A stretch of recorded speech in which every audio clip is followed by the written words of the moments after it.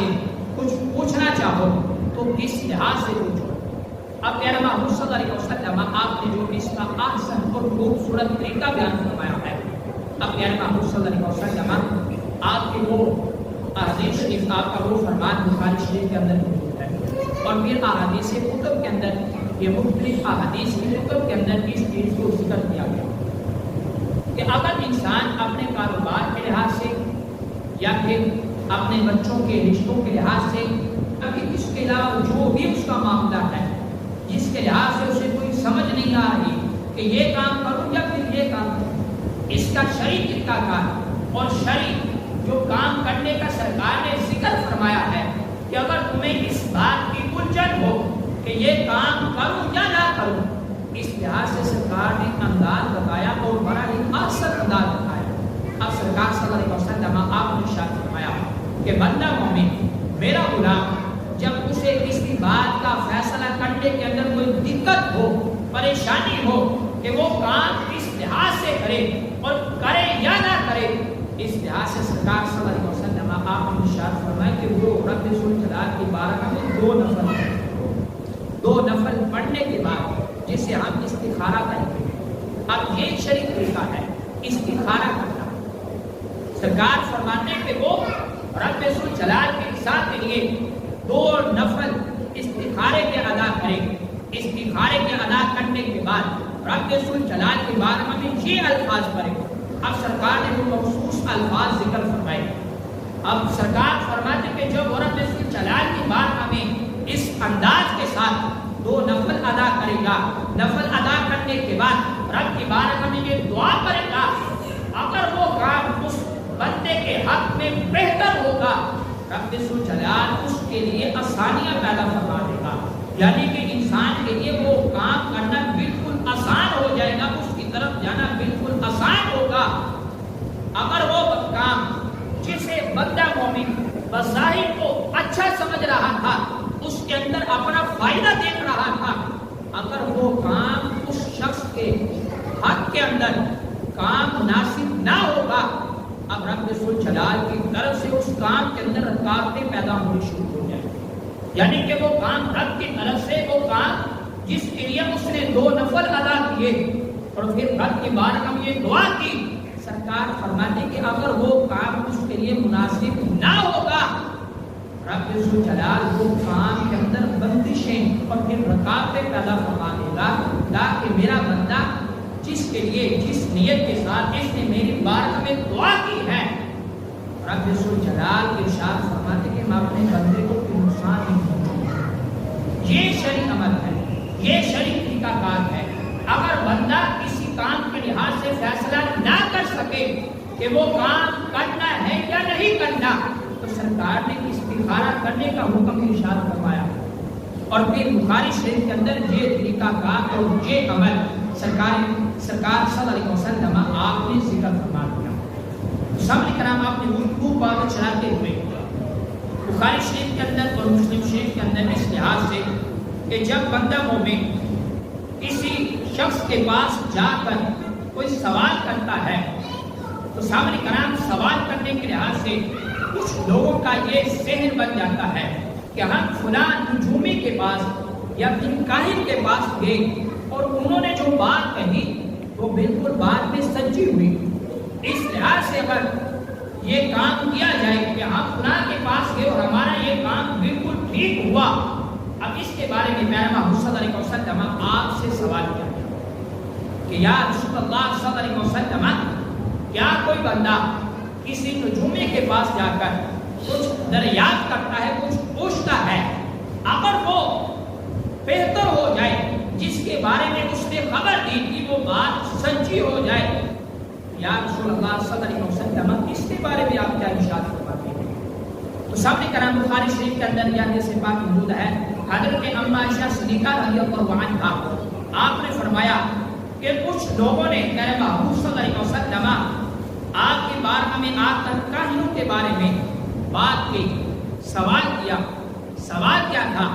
کہ یا رسول اللہ صلی اللہ علیہ وسلم، آپ نے ارشاد فرمایا کہ کاہنوں کی بات پر کان نہ دھرو، ان کی بات پر یقین نہ کرو، نجومیوں کی بات کو بات پر اعتماد نہ کرو۔ یا رسول اللہ صلی اللہ علیہ وسلم، کئی بار تو ایسا ہوتا ہے کہ جو نجومی اور کاہن بتا دیں وہ بات پر حق ہوتی ہے اور وہ کام ہو جاتا ہے، اس کے بارے میں آپ ہمارے لیے رہنمائی فرمائیں۔ تو پیارے محمد صلی اللہ علیہ وسلم آپ نے اس لحاظ سے ارشاد فرمایا۔ صحابہ کرام دیکھیں کہ سرکار صلی اللہ علیہ وسلم جانتے تھے کہ میرے غلام اس لحاظ سے قیامت تک جب ان سے اس معاملے کے لحاظ سے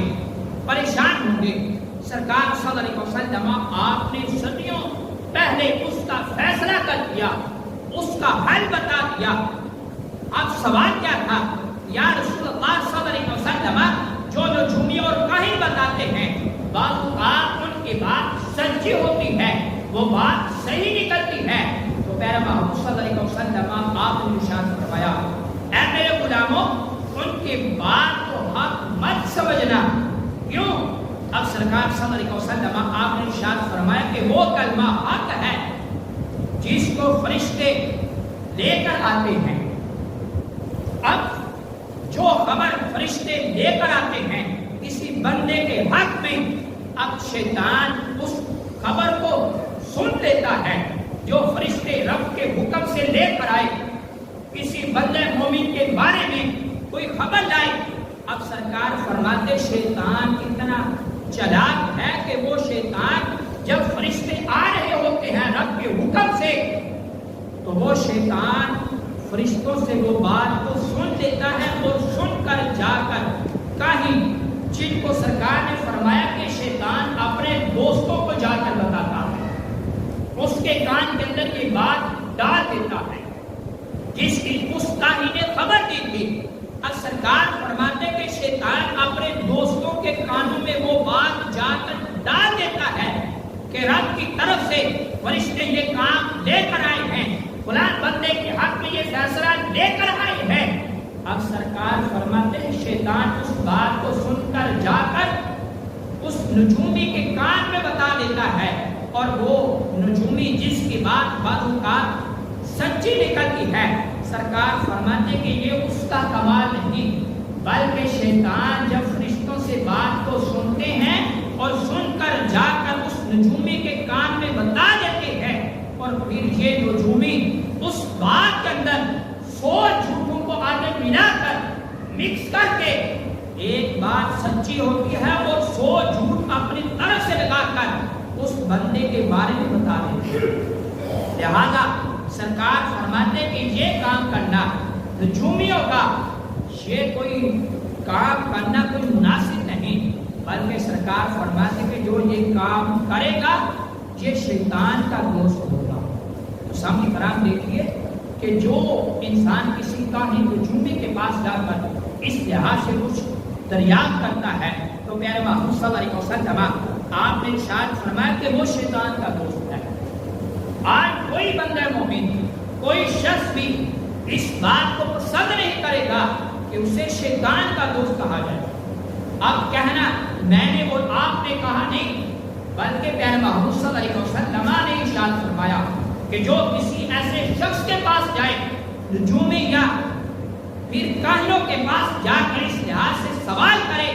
سرکار فرماتے کہ یہ شیطان کا دوست ہے نجومی، اور پھر اس کے پاس جا کر دریافت کرنے والا اور پوچھنے والے کا نقصان یہ ہے کہ رب ذوالجلال اس کے 40 دن کی عبادت کو قبول نہیں فرمائے گا۔ تو سامنے کرام اس لحاظ سے پیارے محمد صلی اللہ علیہ وسلم آپ نے ایسے لوگوں کے پاس جانے سے منع فرمایا ہے۔ اور پھر ہمارے ذہنوں کے اندر جو فطور ہوتا ہے، جو ہمارے ذہنوں کے اندر وسوسے ہوتے ہیں کہ ہم فلاں شخص کے پاس گئے تھے لہذا اس وجہ سے ہمیں فلاں بیماری لگ گئی، ہم فلاں کے پاس گئے اس وجہ سے یہ معاملہ پیش آیا، یا فلاں بندے نے یہ ہمارے بارے میں بات کہی تھی تو لہذا اس وجہ سے یہ کام ہمارے لیے نقصان دہ ثابت ہوا۔ اس لحاظ سے شریعت کے اندر اس کا حکم کیا ہے؟ اب پیارے محمد صلی اللہ علیہ وسلم آپ نے اس بارے میں ارشاد فرمایا۔ حضرت ابو حریرہ رضی اللہ عنہ آپ روایت کرتے ہیں، بخاری اور مسلم شریف کے اندر یہ حدیث پاک موجود ہے کہ حضرت ابو حریرہ رضی اللہ عنہ آپ روایت کرتے ہیں پیارے محمد صلی اللہ علیہ وسلم کو فرماتے ہوئے سنا کہ بدفعلی کچھ نہیں، یعنی کہ بدفعلی سمجھنا، کسی کام کو منحوس سمجھنا، یہ کوئی کام نہیں، بدفعلی کچھ ہے نہیں۔ اور پھر سرکار فرماتے کہ بہترین چیز فعل ہے، یعنی کہ کسی کے بارے میں اچھا سمجھنا، اور پھر اگر کسی نے کوئی بات کہی تو اس سے اچھا نتیجہ اخذ کرنا یا اس کی بات کو اچھا سمجھنا۔ اس کے بارے میں سرکار صلی اللہ علیہ وسلم آپ نے ارشاد فرمایا کہ بدفعلی کوئی شے نہیں، بہترین جو چیز ہے وہ فعل ہے۔ اب اس لحاظ سے آگے عرض کیا گیا یا رسول اللہ صلی اللہ علیہ وسلم فعل کیا چیز ہے، یعنی کہ فعل جس کے بارے میں آپ نے ارشاد فرمایا بہترین چیز ہے فعل ہے، یا رسول اللہ فعل کیا ہے؟ سرکار صلی اللہ علیہ وسلم آپ نے ارشاد فرمایا وہ اچھا لفظ ہے جسے تم کسی سے سنو، یعنی کہ اچھے الفاظ جو تم نے کسی سے سنے ہیں، وہ فعل یہ ہے کہ کسی سے بات کو سننا اور پھر اسے اچھا سمجھنا، اچھے الفاظ کے ساتھ جو تم نے بات کو سنا ہے، یہ لفظ جو تم نے سنے اسے فعل کہا جاتا ہے جو بہترین ہے۔ سامنے کرام اس لحاظ سے قرآن کے اندر بھی جس طرح کے آغاز کے اندر شروع کے اندر اس بات کو میں نے ذکر کیا کہ قالوا انا تطیرنا بکم، کہ بولے ہم تمہیں منحوس سمجھتے ہیں۔ اگر کوئی شخص کسی کو منحوس سمجھے یا پھر کسی مہینے کو منحوس سمجھے، جس طرح کہ آج ہمارے معاشرے کے اندر سفر کے مہینے کو منحوس سمجھا جاتا ہے، اب رب ذوالجلال ارشاد فرماتا ہے قالوا انا تطیرنا بکم، بولے ہم تمہیں منحوس سمجھتے ہیں۔ اگر بندہ مومن کسی شخص کو منحوس سمجھے یا پھر کسی مہینے کو منحوس سمجھے یا کسی بات کو منحوس جانے، اس لحاظ سے رب ذوالجلال قرآن کے اندر اس چیز کا رد فرماتا ہے، تو اس بارے میں رب ذوالجلال ارشاد فرماتا ہے قالوا طائرکم معکم، کہ جو تم نے کسی چیز کو یا پھر کسی شخص کو کسی مہینے کو جو تم نے منحوس سمجھا ہے، یہ منحوس سمجھنا تمہارے دل کی بیماری ہے، شرعی لحاظ سے اس کا کوئی اعتبار نہیں۔ کسی شخص کو منحوس سمجھنا یہ نامناسب عمل ہے، اس کو رب ذوالجلال بھی ناپسند فرماتا ہے، اور رب ذوالجلال کے پیارے محمد صلی اللہ علیہ وسلم آپ نے بھی اس چیز کو ناپسند فرمایا ہے کہ بندہ مومن کسی کے بارے میں کسی کو خیال کرے، کسی کے بارے میں جو خیال کرتا ہے اسے منحوس سمجھتا ہے، یا پھر کسی مہینے کو جو منحوس سمجھتا ہے، یہ شرعی لحاظ سے اس کا کوئی عمل دخل نہیں۔ اب اس لحاظ سے آگے اپنی گفتگو کو چلاتے ہوئے اب حدیث شریف کے اندر بخاری شریف کے اندر بھی یہ حدیث پاک موجود ہے۔ حضرت ابو ہریرہ رضی اللہ عنہ آپ روایت کرتے ہیں کہ پیارے محمد صلی اللہ علیہ وسلم آپ نے ارشاد فرمایا کہ نہ مرض کا اڑ کر لگنا ہے، نہ پرندہ، نہ الو، نہ سفر، کوئی چیز بھی منحوس نہیں۔ اب پیارے محمد صلی اللہ علیہ وسلم آپ کے یہ الفاظ مختصر ہیں لیکن ان کے اندر وسعت بے شمار ہے۔ اب پیارے محمد صلی اللہ علیہ وسلم آپ نے ارشاد فرمایا کہ کسی مرض کا یعنی کہ کسی بیماری کا اڑ کر لگنا،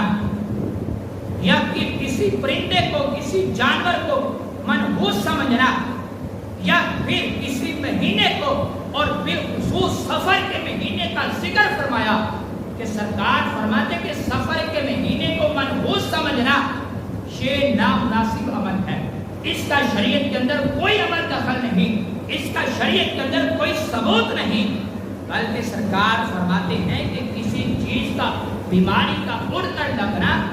یہ کوئی شرعی اعتبار سے اس کا ثبوت نہیں، بلکہ اگر کسی شخص کو کوئی بیماری لگتی ہے تو رب ذوالجلال کے حکم سے لگتی ہے،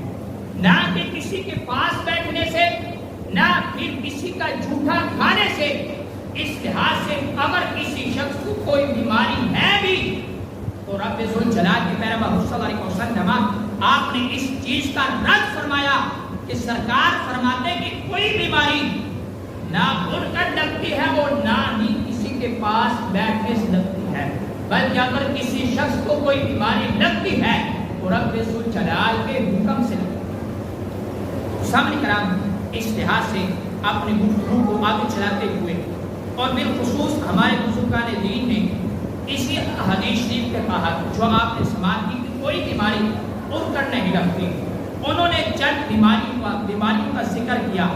کہ جس کے لحاظ سے ہمارے لوگوں کا ذہن بن چکا ہے۔ اب اسے میں اپنے الفاظ کے اندر ذکر کرتا ہوں۔ اگر کسی کو زکام لگا تو ہم سمجھتے کہ اب اگر ہم نے اس کا جھوٹا پانی